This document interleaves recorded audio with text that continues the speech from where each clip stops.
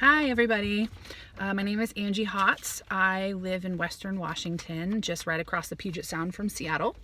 I am the mother to 4 boy spawn, and I've been with my husband for 23-ish years, 23, 24, something like that. He stays home. I'm so fortunate that we've worked it out this way. He stays home, and I am a full-time student, and I'm also a doula and a birth assistant, and I have other side gig fun things that I do to bring in the money. So I actually have been doing a lot of birth assisting lately, and I learned how to do fetal heart tone auscultation during my birth assisting training, and then of course shadowing when I was learning that. And there's definitely a difference between listening to heart tones at the hospital and listening at the birth center or a home birth. Birth center and home birth are very similar. I can't even really think of a difference between those.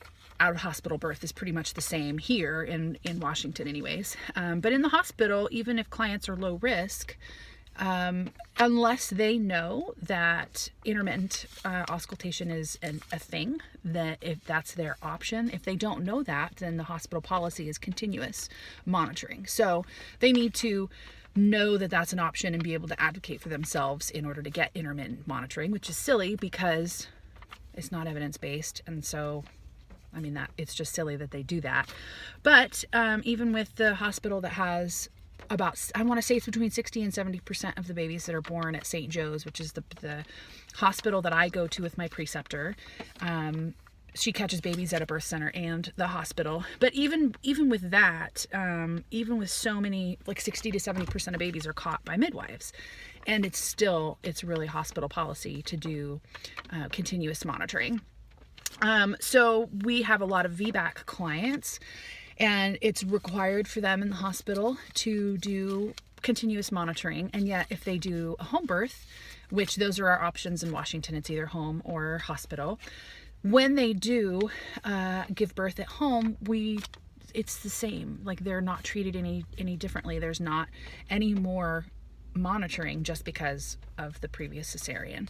So for home births, it's different for every clinical scenario. Like, if we hear something that is making us wonder about baby's condition, we'll listen more often. If we show up and active labor hasn't started yet, but we don't quite want to go yet, we're going to stick around and see if things kind of pick up, we might listen every hour instead of the standard when active labor starts. And when we arrive, when they're admitted to the birth center or home birth, we listen for a good 7 to 10 minutes, sometimes a little bit longer, continuous through contractions. We want to get a good baseline as to how baby's tolerating contractions, what it sounds like afterwards, during, that kind of thing. And then after that kind of main baseline listen, then we listen every half an hour for 1 minute. And then when second stage starts, it's every 15 minutes until things get a little more, contractions are closer together. Maybe we're starting to see a little bit of labial separation. We'll listen a little more often. So then it might be every 5 minutes, or it might be every other contraction, just kind of depending on how the birthing person is positioned. Are they in the water? Are they on the bed? Are they very actively moving? And then what we're hearing with baby. That would determine for sure, like, how often we're listening as well. So I am in a place in my schooling and in my apprenticeship, in my preceptorship, where I'm doing primary stuff. I'm doing all of the things really that my preceptor is doing, and I'm just not able to count those numbers yet until I assess in August. So I've been listening to heart tones, and of course, paying attention when I'm at the hospital with doula clients, and then of course when I'm at the hospital with my preceptor, I get that experience there too. But I'm doing all of the things that she's doing, including NSTs. We do non-stress tests at in our office. We have that machine, and so we'll put people on the machine like we did that today. I'm actually on my way to go get pizza. We're at the birth center, and we put her on the NST machine before we admitted her downstairs to the birth center, and we listen for 20 minutes. We have her on the machine for 20 minutes, and we want to see 3 sets of, or 3 times on the monitor where we're seeing fetal accelerations, and I can't think of the word now I'm looking for. Variability. We want to see good variability in the baby's heart tones.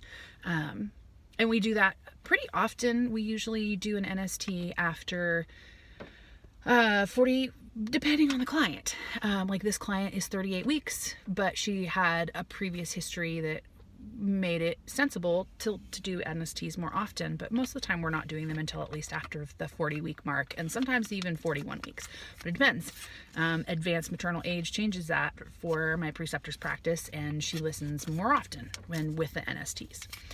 So I think I answered all the questions. I'm looking forward to getting to know everybody, and I'm looking forward to this class. Okay, take care.